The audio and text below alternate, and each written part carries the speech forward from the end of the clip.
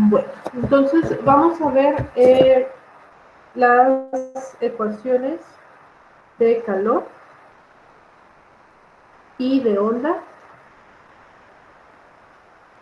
en coordenadas polares.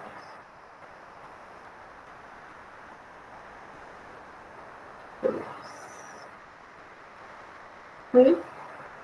Entonces, si nosotros estudiamos la ecuación bidimensional de calor y de onda, estas ecuaciones se van a expresar de la siguiente manera.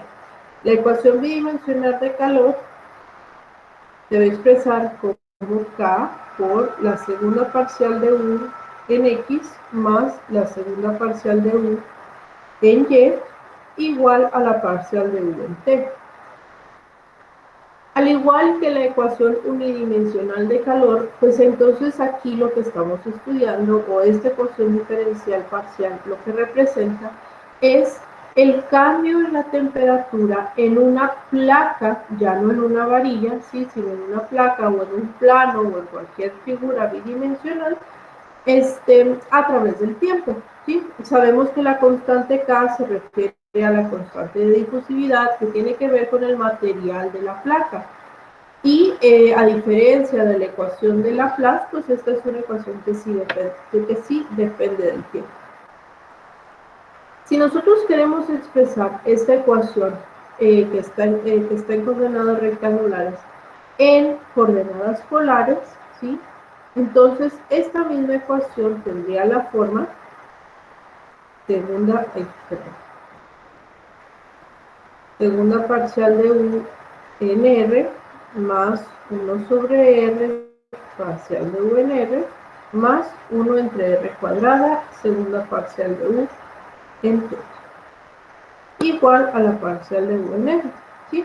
Recuerden que esta parte de aquí es lo que corresponde a la ecuación de Laplace, entonces ya habíamos visto cómo se transforma esto a coordenadas polares, y precisamente esta es la expresión que quedaría, ¿no?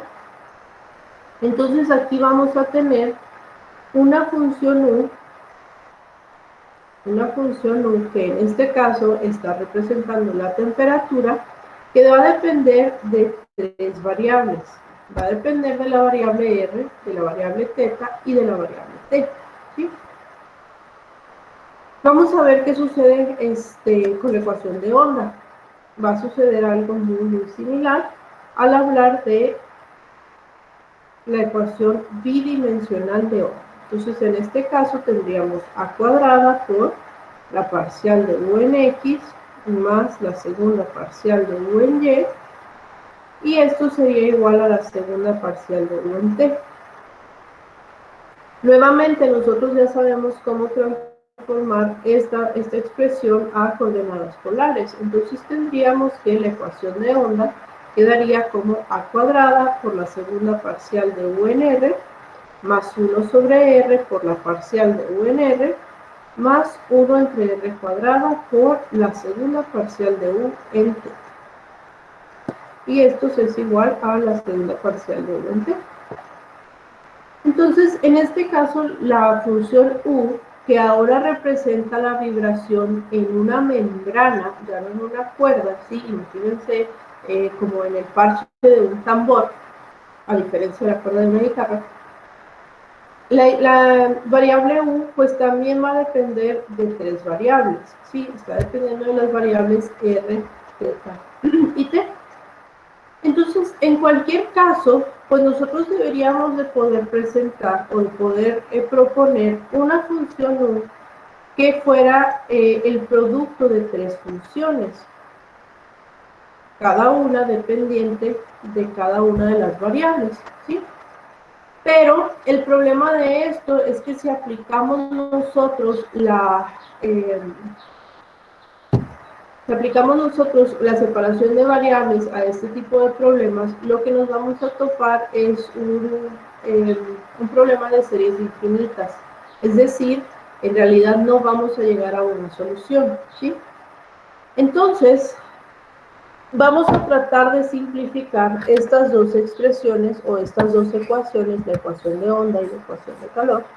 Vamos a tratar de simplificarlas utilizando un principio donde vamos a estudiar problemas que poseen algo que se llama simetría radial.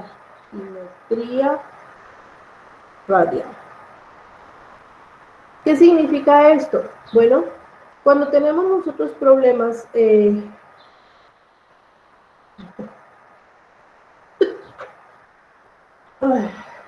perdón, cuando tenemos nosotros problemas que poseen esta simetría radial, entonces nuestra función U va a ser independiente de la variable θ o de la coordenada angular, ¿sí?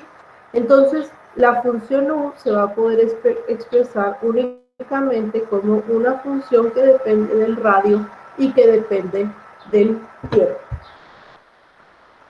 Ay, perdón.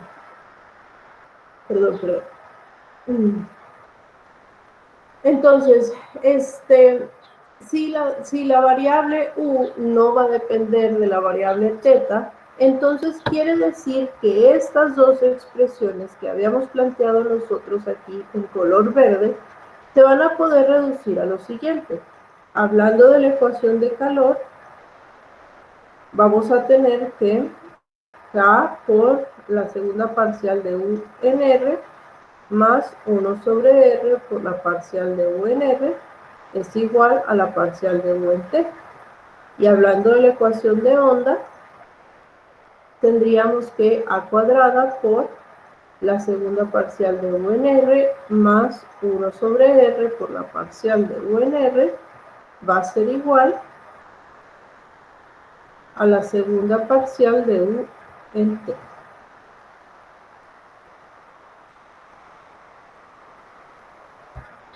¿Ok?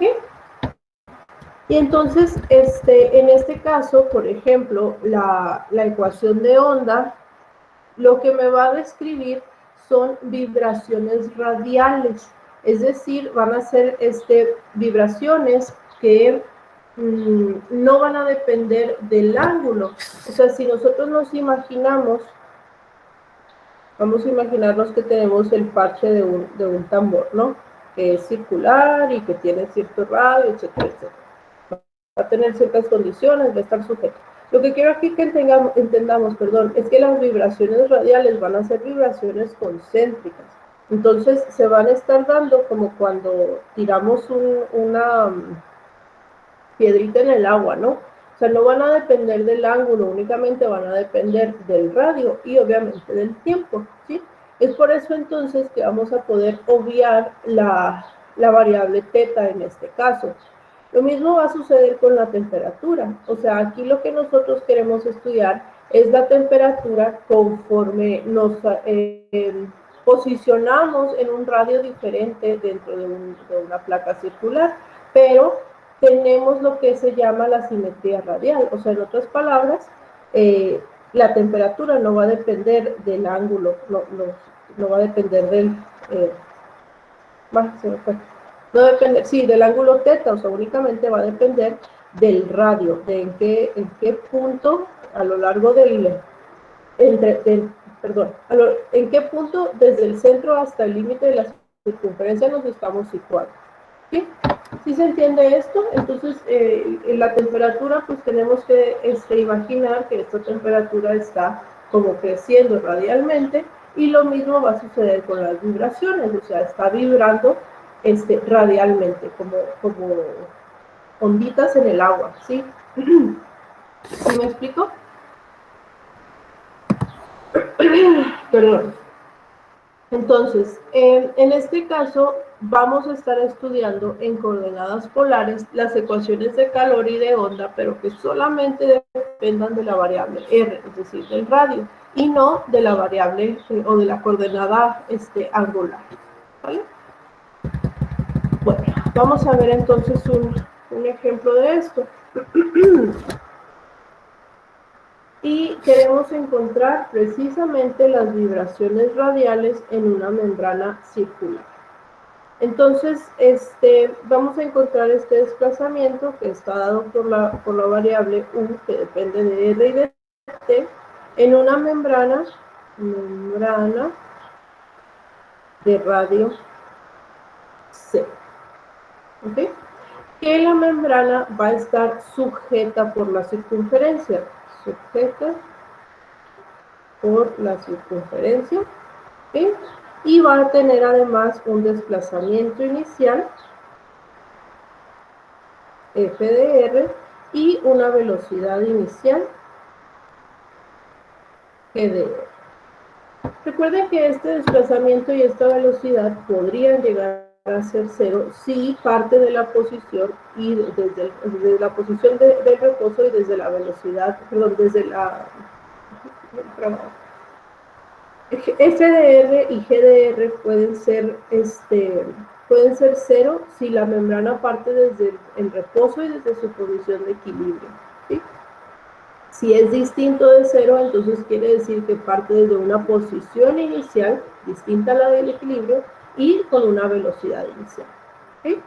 Entonces, la forma más sencilla de visualizar este problema es como les comentaba ahorita, ¿no? O sea, es el parche de un tambor. Cuando ustedes tienen cualquier tipo de instrumento de percusión, el parche, que es básicamente aquella cosa a la que le pegamos para que suene, el parche se sujeta únicamente de la circunferencia, ¿sí?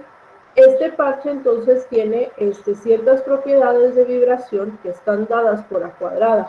Los parches en los tambores, en las baterías, pues se pueden ajustar, se pueden aflojar o se pueden tensar. Y también pues tiene que ver con la densidad, ¿no? Si es un parche eso de acrílico, si es un parche eso de piel, si es un parche eso de tela o de algún otro material. ¿Sí? Entonces, pues las condiciones físicas del parche en este caso no se especifican, entonces pues nada más vamos a tomarlas como A cuadrada. No sabemos con qué tensión está sujeto y tampoco conocemos el material del mismo, pero sí se puede conocer.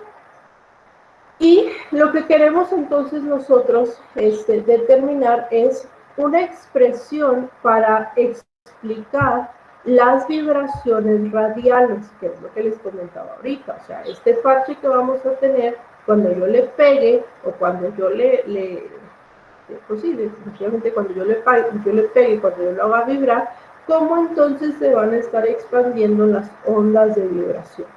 ¿Sí? Bueno, entonces, pues vamos a plantear nuestro sistema. Tenemos nuestra ecuación de onda que ya la propusimos, que va a ser, A cuadrada por la segunda parcial de U en R más 1 sobre R por la parcial de U en R igual a la segunda parcial de U en T. Recuerden en este caso que nuestras variables están acotadas. La variable R va a ir de 0 a C y pues el tiempo es mayor a 0. Entonces, las condiciones que vamos a tener nosotros, recordando que la variable U depende de R y de T, pues vamos a tener tres condiciones. ¿Sí? Una condición para la frontera, es decir, para la circunferencia, y las dos condiciones iniciales, una para la posición y una para la velocidad. La condición de frontera en este caso va a estar dada por U de 0, T es igual a 0. Es decir, que todo alrededor de la membrana o en la frontera de la membrana, pues no se va a dar movimiento porque está sujeto. Luego tenemos la condición de la posición inicial, que está dada por F de R. Y sabemos también la velocidad inicial. Entonces quiere decir que la parcial de U en T, cuando T vale 0, va a ser igual a G de R. ¿Okay? Entonces, de aquí sería precisamente el sistema que queremos nosotros resolver. La ecuación sujeta a las condiciones. Habíamos dicho que íbamos a plantear que nuestra variable U fuera una variable tipo producto, ¿no? Con una función R y una función T. Entonces, si sustituimos la notación si cambiamos la notación en la ecuación diferencial parcial por una notación de producto, pues tendríamos que A cuadrada por R' más 1 sobre R, T. t más 1 sobre r por r' t va a ser igual a rt bi'T. Y aquí, haciendo la separación, pues tendríamos a cuadrada por t por r' más 1 sobre r por r' es igual a r por t bi'T. Entonces, al separar estas variables, vamos a tener r bi'T más 1 entre r por r' sobre r es igual a t bi'T sobre a cuadrada t. Y esto pues tiene que ser igual a menos lambda cuadrada. ¿Sí? Entonces, pues utilizando esta constante de separación que ya conocemos, vamos aquí a escribir cada una de las ecuaciones en forma lineal. Esto va a ser r bi'T más 1 entre r por r' más lambda cuadrada r es igual a 0. Y acá vamos a tener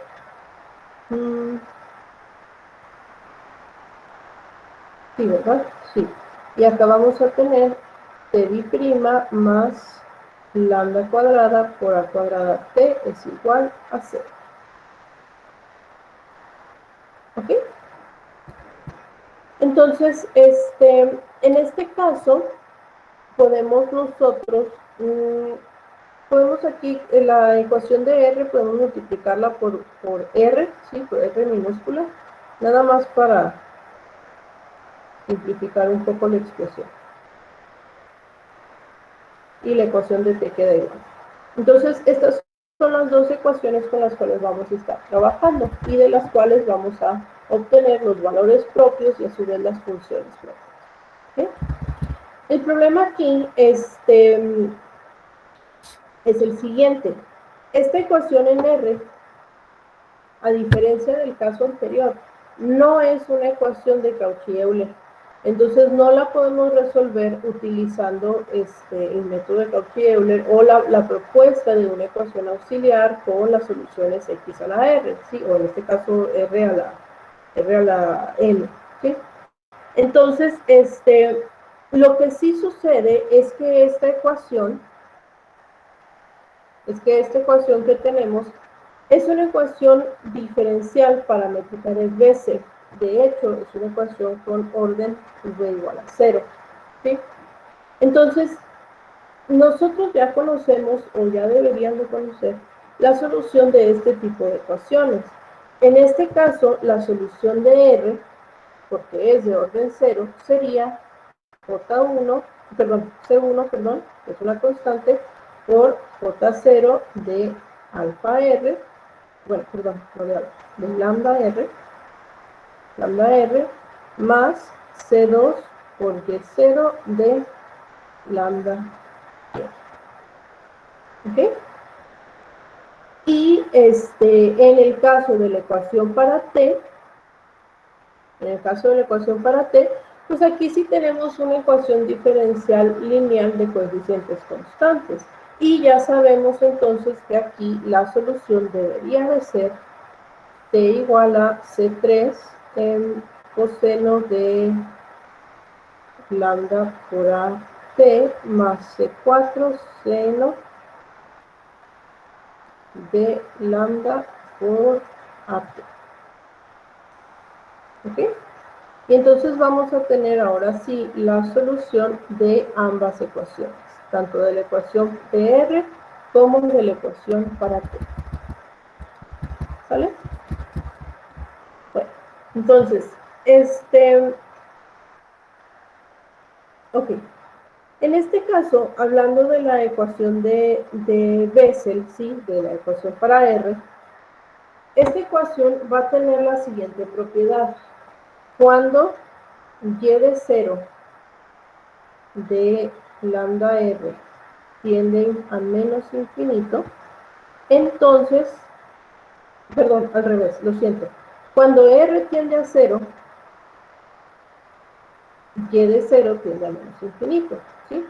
Entonces, Si nosotros queremos que nuestro desplazamiento esté acotado en R igual a 0, así como lo vimos la clase pasada, o sea, necesitamos que esté definido también para el centro de la membrana, ¿sí?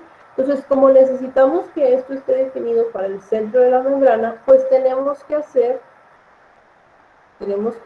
que, no sé por qué aquí le puse ese 0, lo siento, es C2.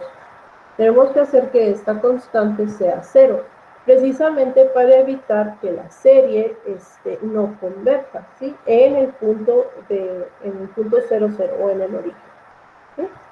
Entonces, al hacer que C es igual a C, perdón, que C2 es igual a 0, pues la solución de R va a tener la forma de C1 por J0 de lambda R, ¿sí? Y en esta entonces vamos a aplicar nuestra condición de frontera. Nuestra condición de frontera nos indica que R de C debe de ser igual a 0. Entonces, si R de C, esto va a ser que C1 por J0 de lambda C sea igual a 0. ¿Sí? Entonces, nuevamente, si nosotros seleccionamos que C1 sea 0, que es una posibilidad, pues lo único que vamos a obtener es una solución trivial y eso no nos conviene. Entonces, tendríamos que seleccionar, perdón, que J0 de lambda C sea igual a 0. ¿Sí? Entonces, una vez teniendo esto, seleccionando que J0 de lambda C es igual a 0, nosotros tenemos que si y x subíndice n igual a lambda nc son las raíces positivas de esta ecuación, ¿sí? Entonces, lambda n va a ser igual a xn sobre c. Y entonces los valores propios del problema pues van a ser precisamente estos. Y las funciones propias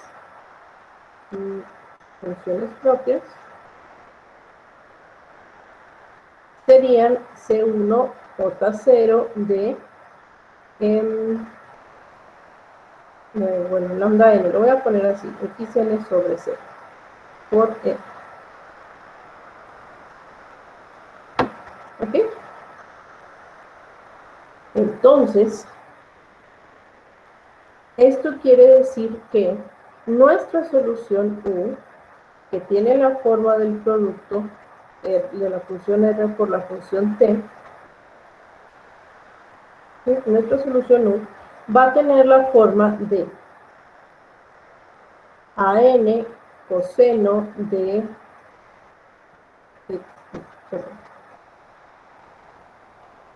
xn sobre c por a t más bn de seno de xn sobre c por a t, todo esto por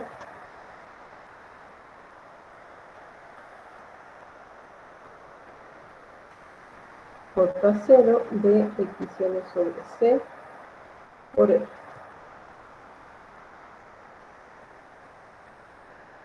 ¿Ok? Entonces, aquí acuérdense que AN y BN sale de a partir de la multiplicación de las constantes arbitrarias, ¿sí? Y en este caso, sí, no, nada más, lo siento. Entonces, hablando del principio de superposición, pues esto lo podemos expresar como una serie, ¿no?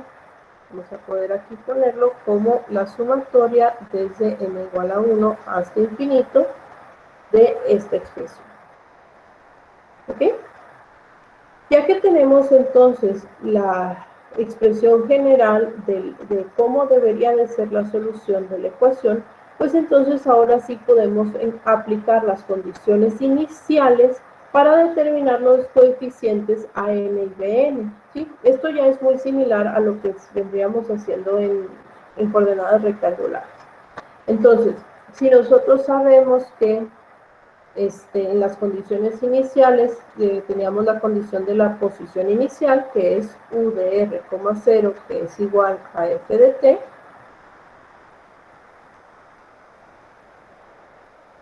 Entonces, esto nos va a dar, F de T, F de R. Entonces, esto nos va a dar lo siguiente. Si T vale 0, nos va a quedar que la sumatoria de AN por J0 de XNR sobre C. ¿Sí? Que esto es igual a la función F de R. Sí, haciendo que T valga 0, nos debería de quedar eso. ¿Ok? Entonces, este resultado es un desarrollo en serie de una serie Fourier-Bessel, ¿sí? De la función f de r, en el intervalo que va de 0 a c, puesto que es la variable que estamos trabajando, o esta variable que tenemos aquí. Entonces, no sé si tuvieron ahí a la mano su formulario de series de Bessel, si no, pues otra vez les pido que lo busquen, lo tengan o lo consulten en el libro. Entonces, aquí el coeficiente AN se va a identificar pues precisamente como los coeficientes de las series más bien, el coeficiente AN va a ser el coeficiente AN de una serie de Fourier-Bessel, ¿sí? Que va a tener la forma de 2 sobre C cuadrada por J1 al cuadrado de XN sobre C de C, sí, XN, por la integral de 0 a C de R J0 de XN sobre C por R de la función. ¿Ok? Luego, una vez que determinamos el valor del coeficiente AN, pues podemos aplicar la siguiente condición inicial, que sería la condición de la velocidad inicial. Entonces, si nosotros planteamos que la derivada de U con respecto a T cuando T vale 0 es igual a T de R, pues vamos a tener lo siguiente. Tendríamos entonces que, vamos a checar acá, seno, esto derivado, ok.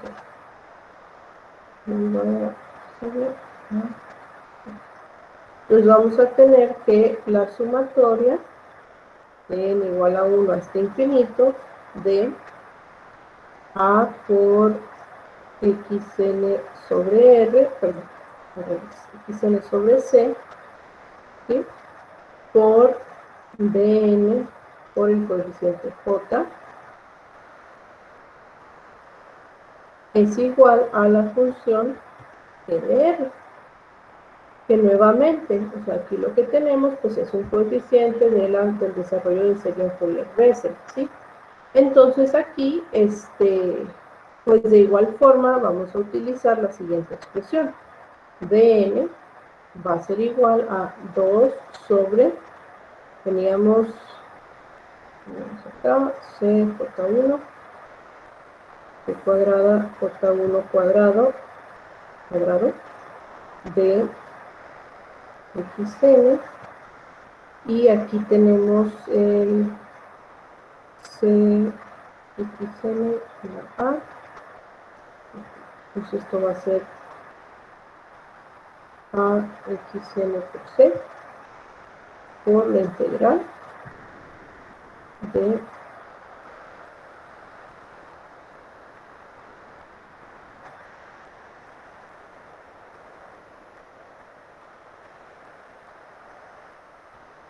por la función.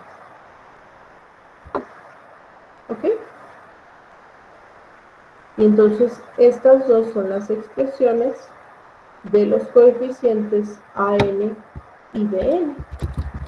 Una vez obtenidas estos coeficientes, o una vez obtenidos el valor de estos coeficientes, pues entonces nuestra solución sería precisamente esta de aquí. ¿Sí?